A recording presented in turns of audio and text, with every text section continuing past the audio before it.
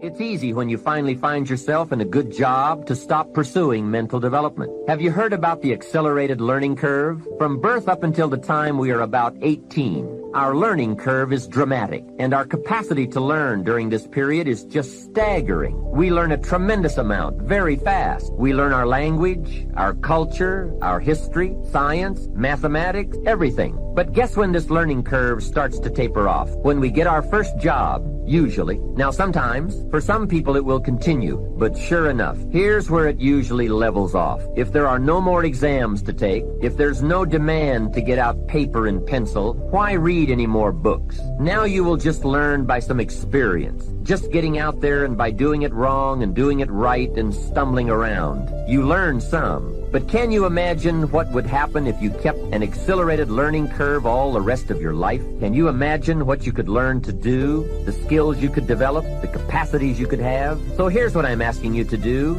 Be that unusual person who keeps up his learning curve. Succeeding in life is not usual. It's unusual. You need to develop some unusual habits to earn the outstanding rewards. A friend of mine said, a standard education will get you standard results. You want a lot more than standard results? You need to become a lot more than a standard person. And now I've got some more good news for you. Never before in the history of the world has it been easier for someone like you or me to become educated, skilled, highly creative, innovative, and spilling over with profitable ways of thinking. I'm talking about making full use of audio cassettes like the one you're listening to now. You can turn your automobile into a professional growth seminar on wheels. I'm serious. Cassettes can turn the time you spend driving your car, dressing in the morning, or exercising into solid, effective personal development. While your friends are vegetating on the way to work, listening to the radio that doesn't help them one bit to do a better job,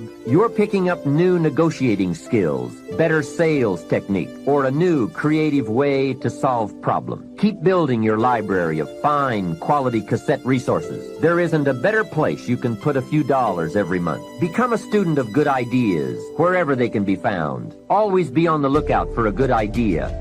Start with all the things you can do to make your life better and make you feel better about yourself. Make a list. Life will give you some pretty big challenges if you can handle the small ones. But unless you practice on the small ones and master those, you don't have a chance for the major one. A man strides out of his house to go straighten out the corporation, and he has not yet straightened out his garage. Who's kidding who? So work on all the disciplines that will improve the quality of your life. And here's an important thought. Everything affects everything else. Every lack of discipline affects every other discipline. Mistakenly, the man says, "This is the only place I let down." See, that's not true. Every letdown affects the rest of your performance. Now here's the positive side. Every new discipline affects every other discipline. Every new thing you try affects the rest of your performance. Isn't that exciting? So get started on every small discipline you can think of. You can't believe what it will do for your self-confidence. And remember, the greatest deterrent to success is lack of self-confidence. And lack of self-confidence comes from not doing what you could do. Next comes self-motivation.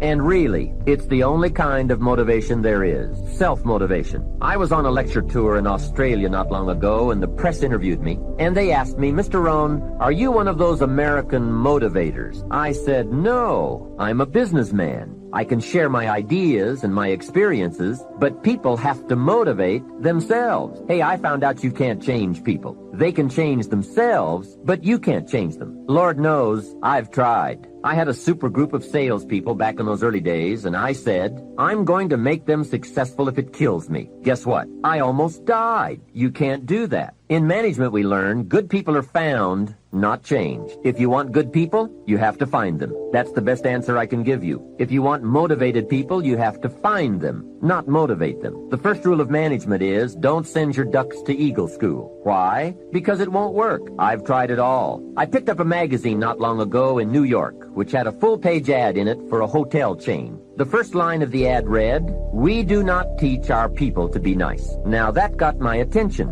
And the second line said, "We simply hire nice people." I thought, what a clever shortcut. Motivation is a mystery. Why some people are and some are not. Why does one person in sales see his first prospect at 7 in the morning and the other salesperson sees his first prospect at 11 in the morning? Why would one start at 7 and the other start at 11? I don't know. I call it mysteries of the mind. I give a lecture to 1,000 people. One walks out and says, I'm going to change my life. Someone else walks out with a yawn and says, I've heard all this stuff before. Why is that? Why aren't they both affected the same? I don't know. I call it mysteries of the mind. I'm going to have to get another mentor. I'm going to have to start using other people as examples. Somebody interviewed me one time, saw a picture with me and Bill Cosby. Bill Cosby got my sons in Morehouse. This lady said, you're still friends? How could you be friends with Bill Cosby? I said, because we was friends. How could you be friends with a man like that? I ain't know none of this. What is you talking to me for? I got the news when you got the news. He ain't never saying nothing to me about this. I had never heard of this. Well, are you still friends with him? I said, yeah. I find that despicable. I stopped and I said, man, can I ask you something? You ain't got no friends ever done something real messed up? My brother did something real messed up one time. He's still my brother. Still went on there to see him. I got friends that done something messed up. I got a partner in jail doing 3 life sentences. Still holler at him. He called me the other day. I'm waiting on it. You have a collect call from State Penitentiary. I didn't hear that. Steve, what's up? I said, man, what's happening? Man, it's me, dog. I said, man, what's happening? You out? He said, no. I said, what you calling me on? I got a cell phone. Click. I gotta hang this phone up. Because when they find that cell phone, they can't trace numbers and all of a sudden Steve Harvey numbers show up. I can't talk to this fool in here doing 3 life sentences with no damn cell phone. I had to change my number. Man, you got to be crazy. You can't call me. You're doing 3 life sentences. I'm famous. I can't be talking to you. Then he gonna call my other partner. Man, I can't believe Steve hung up on me. What is it that you can't believe? So yeah, Bill Cosby was still my friend, but he taught me something. He said, Steve, when you have the ability to make people laugh, you have their undivided attention. He said, once you have their undivided attention, you can slide them messages, but you gotta be smart with the messages you slide. So I decided once I got out of comedy, what message could I slide them and still do my comedy? What better message than faith and hope? While you sitting in this room trying to get to the next level, listen to me. There will be no more levels for you unless you get to the next level of your faith. There ain't no more levels for you, partner. You where you at. But listen to me. Quick, you know why I didn't want to be a person of faith? Because I was afraid that God was going to have me doing something that I didn't want to do. You know, I didn't want to go knocking on doors. Jesus loves you. People hiding behind couches, treating me like I'm a Jehovah's Witness. You know how they do. Ding dong. Oh, I got the beating of my life. My mama said it's Saturday morning between 10 and 2. Now, you know they come by and ring the doorbell? Don't go to that door. 12 o'clock, ding dong. Hello, is your mama here? Wait a minute. Mama, it's the people at the door. Didn't I tell your black ass not to go to that door? What is you going to the door for? Who is at the door? Them people with them Bibles? Pow! I'm not here, and I told you not to tell nobody I was here. My mama say she not here. Boy, I'm so stupid. So I was afraid of becoming an outward man of faith because I didn't want God to make me do something that he wanted to. I don't want to be no Bible thumping preacher. I ain't no holy roller. I ain't want to be no person when I walked in the room, everybody turned around. I didn't want to get on nobody's nerves like some of y'all. You ever call somebody's house and they got that answer machine with the whole book of John on it? You ever call somebody an answer machine? Dearly beloved, you know God loveth you and haveth hither not. Whenceforth thine own heart be true, knowing that Jesus loveth, crucified in the holy name, blood of the Lamb, washed in his beckoning power, knowing that he is essential to your life, blood of your loving, lasting Father. All these Christ and holy, henceforth and furthermore, asking all of these things with your righteous blood in your hand of him, knowing that all things is possible through Christ that love the Lord, realizing that nothing comes without his strength. All things are possible of him to strengthen me in Jesus' name. Amen. Dude, that sound of the tone, leave a message. Dog, I just called to say hi. Them people like that, I ain't want to be one.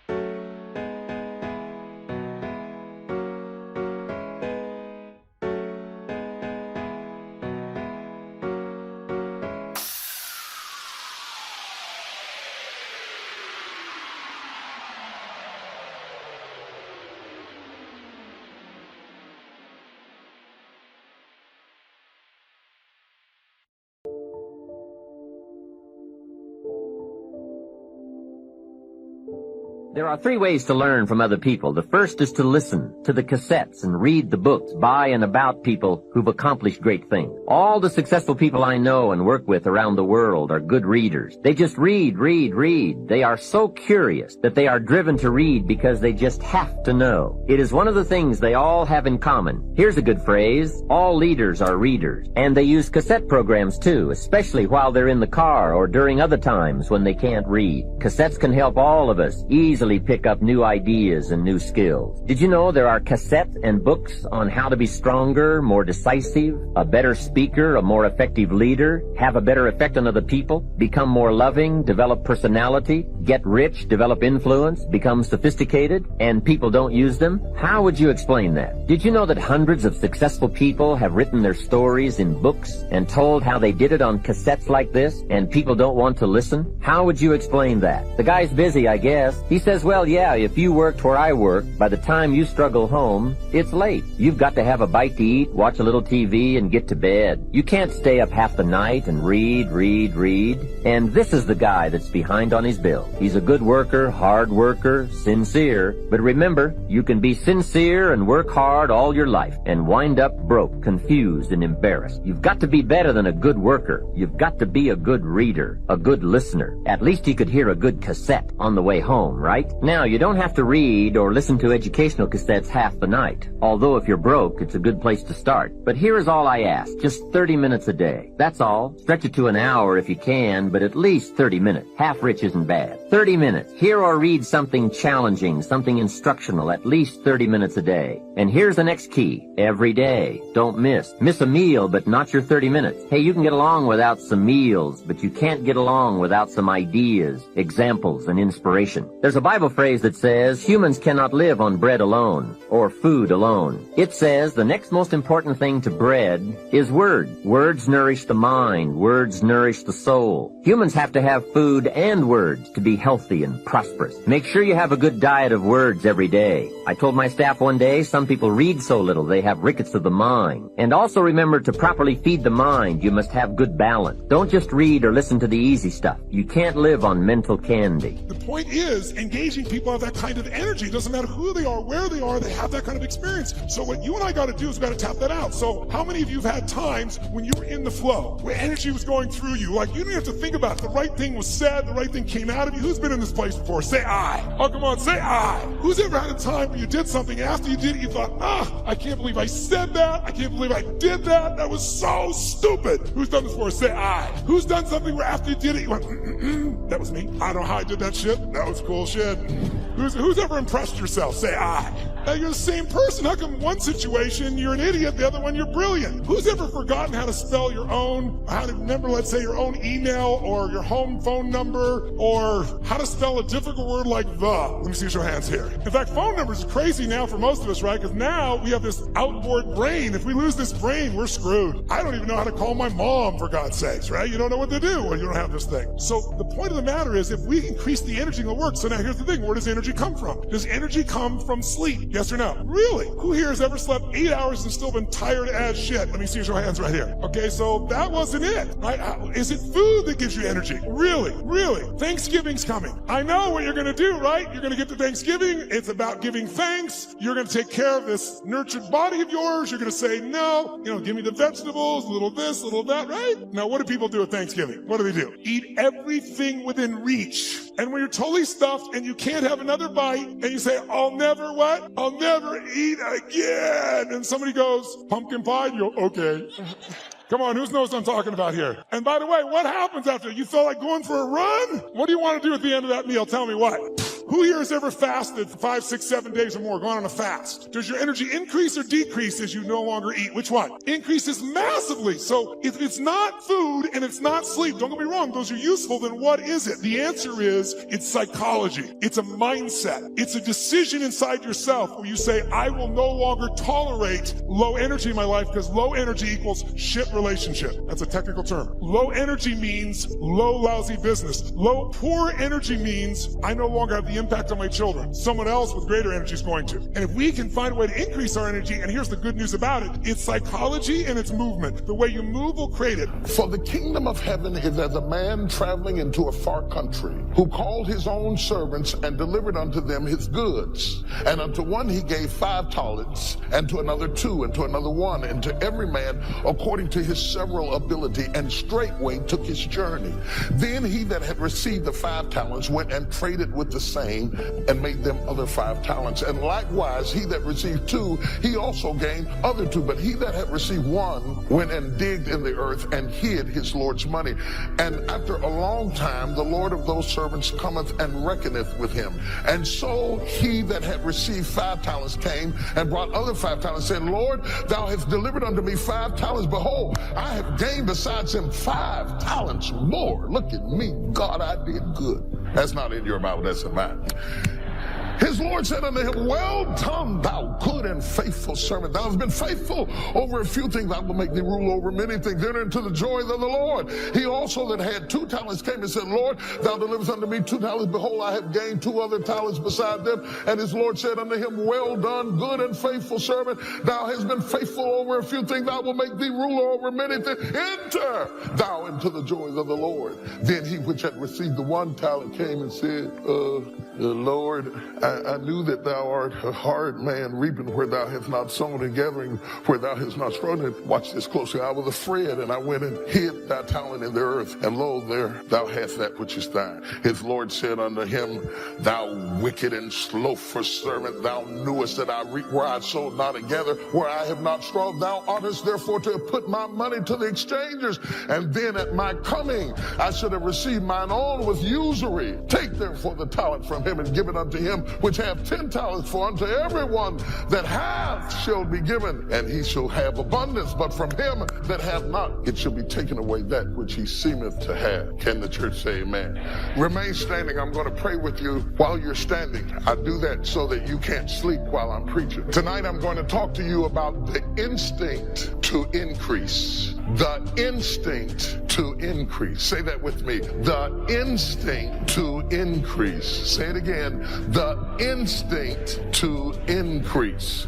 God never intended for you to stay where you started, in where you began. Just maintain, neutralize, and wait on him. There is something down inside of you that God wants to bring forth. The very first command, the very first word that God said to man was, be fruitful. In my 30s, I was homeless based off of a decision I made. October 8th, 1985, I walked in a comedy club for the very first time. Never been in a comedy club, but I had been writing jokes all my life. 2 years, I was writing jokes for a dude taking my jokes, going to a comedy club. He was paying me $10 for it. I had never been to a comedy club, had never heard of a comedy club. I was writing for a buddy of mine named AJ Jamal. He would pay me $10 a joke. One day, I was writing some jokes for him, and I was over his house to drop him off, and this girl named Gladys Jacobs came over to the house, and she said, you the dude that's writing the jokes for AJ Jamal? I said, yeah. She said, he the funniest dude at the comedy club. I said, at the what? She said, he's the funniest dude at the comedy club. I'm 27. I've never heard of a comedy. Now, all my life, I wanted to be on TV. I'm going to tell you that story a little. But I just said, man, at the comedy club, she said, you should come. She said, why don't you tell the jokes yourself? Really? Tell the jokes myself? She said, yeah. Now, I'm thinking, I said, man, this could be what I've been asking God my whole life. See, some of you in this spot where you keep asking God, what do I do next? What's my next move? You know the hardest thing about your life? Trying to figure it out. Ain't that hard? But do you know that you ain't supposed to do that? Do you know that God already designed you for a purpose in life?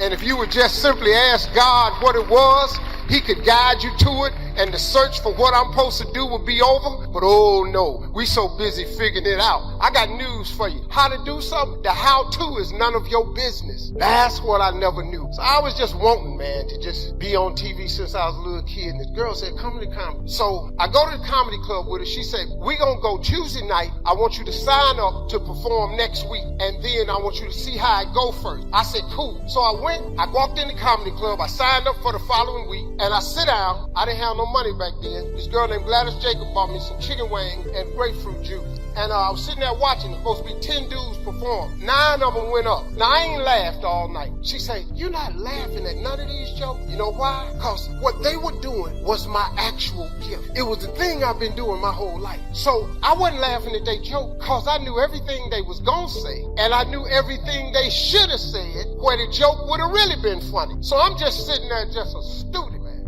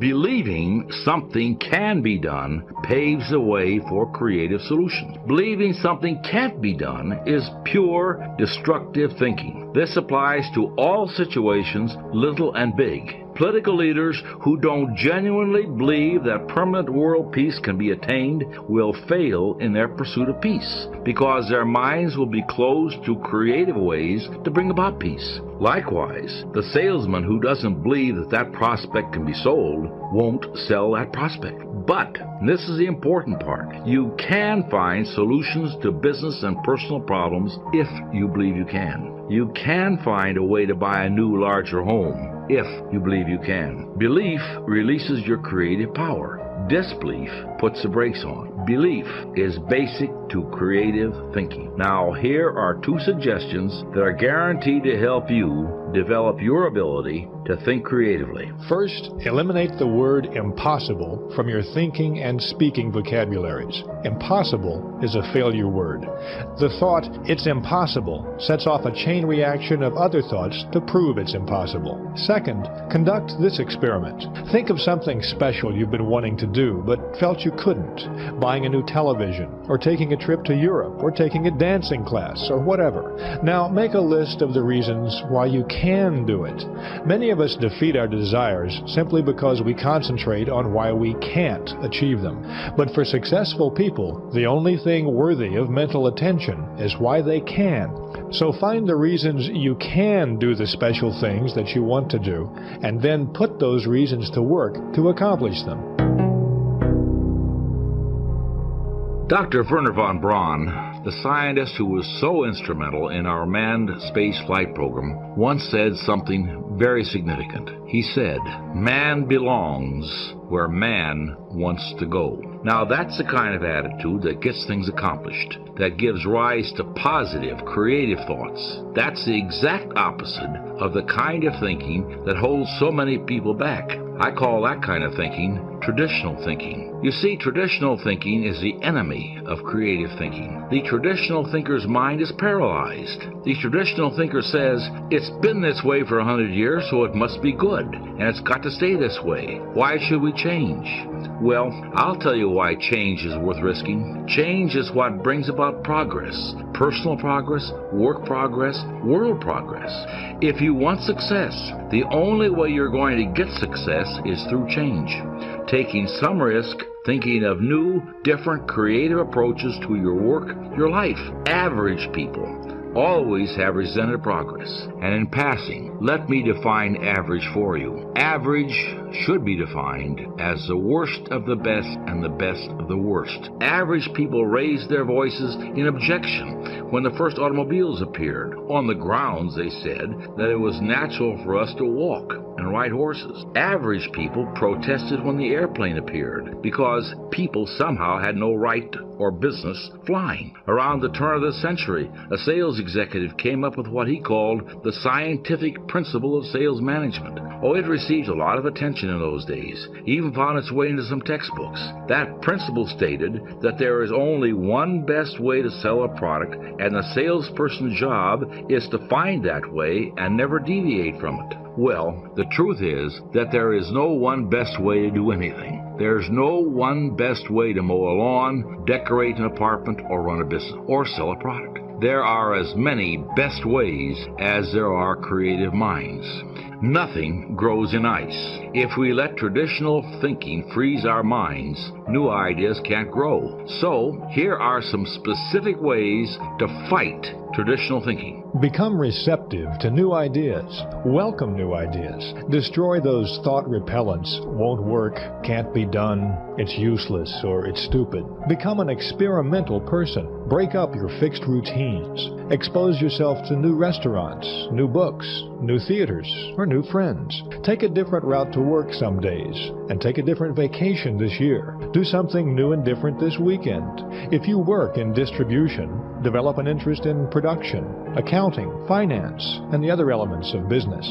This gives you greater breadth and prepares you for larger responsibilities. Be progressive, not regressive. Don't say, that's the way we did it where I used to work, so we ought to do it that way here. But say instead, how can we do this better than we did where I used to work? Use forward, progressive thinking in every facet of your life. Get up an hour earlier and do some daily planning, or think of some other way to vary your daily routine. Remember, traditional thinking is personal enemy number one of your creative success program.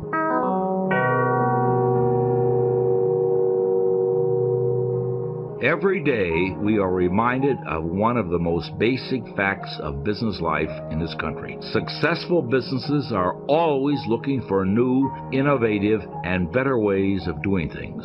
Automobile companies are constantly striving to keep up with the public's changing needs and desires. Advertising agencies constantly seek new ways to sell products. The food industry is always looking for better production and distribution methods. The search for improvement is vital, never-ending, and absolutely essential to the survival of competitive businesses. And by the same token, it's vital to the success of anyone who wants to improve his or her lot in life. Absolute perfection in any human endeavor is, of course, unattainable. This means that there's endless room for improvement. Successful people, like successful business, are always searching for a better way. You can do this too, as an important part of your personal program for success. Each day, before you begin work, devote 10 minutes to thinking, how can I do a better job today? And ask, what can I do today to encourage my employees? What special favors can I do for my customers? How can I increase my personal efficiency? This exercise is simple, but it's also very effective. Try it, and you'll find unlimited creative ways to win greater success. I know where I come from. You know, somebody asked me, they said, Steve, why you work so hard? Because I'm running from my past. See, I'm running from my past. The person you see today is not who I've always been. God changed me, man. God turned me into this man. He been making me. God has been shaping me for a lot of years. It's like when you make mistakes. You make mistakes so you can learn. You don't learn from winning. You learn when you lose it. See, Michael Jordan, when I was telling you about them shots he made, the only reason he was making the game-winning shot, because they was losing. They was losing. You got to lose to understand the winning side of life. So I've always understood that much of my life. I done slid off track here with your question because I wanted to say something else. Whoa. How to stay humble and grounded in a world where you're succeeding? See, a lot of times when I'm talking, I go off into a story and then I forget where I was at. I'll keep you on track. I just had that moment just now. I knew y'all didn't know what I was doing because you stopped clapping. So I said, okay, cool, must be making law. Don't try to tell him. Don't try to help me now. But listen, it's important to just remember where you come from. Just remember. That's the one thing that'll keep you humble. You have to remember where you're from and you have to be grateful because it can go the other way. See, you can want to be successful, but without God's grace and mercy, you won't become successful. So why would you get there and all of a sudden swell up? I'm the greatest now. No, you're not. No, you're not. You have to remember where you're from and you have to stay grateful. There's not a day that I don't thank God for this life he's given me. There is not a single day. Because when I was homeless, I made God a promise. I told God, I said, God, if you let me make it, if you just let me make it, when I get there, I'm going to tell everybody it was you. So that's my mission. See, let me show you this. Your career is what you're paid for. Your calling is what you're made for. God made me famous and I made money. That was for my career. But his calling to me was to show other people how to get a house on the hill. So that became why I was famous. To show other people how to be this way. To cross across oceans to tell my story. To cross religious beliefs. When I sat with Your Highness yesterday, he told me that Islam, this is what he told me. I'm repeating directly what His Highness told me. He said that Islam believes in all faiths, that it is a religion of peace, that Islam believes in Muhammad the Prophet, in Jesus Christ, in all of it. That is what being a Muslim is. This is what he told me. He made me yesterday comfortable with who I was.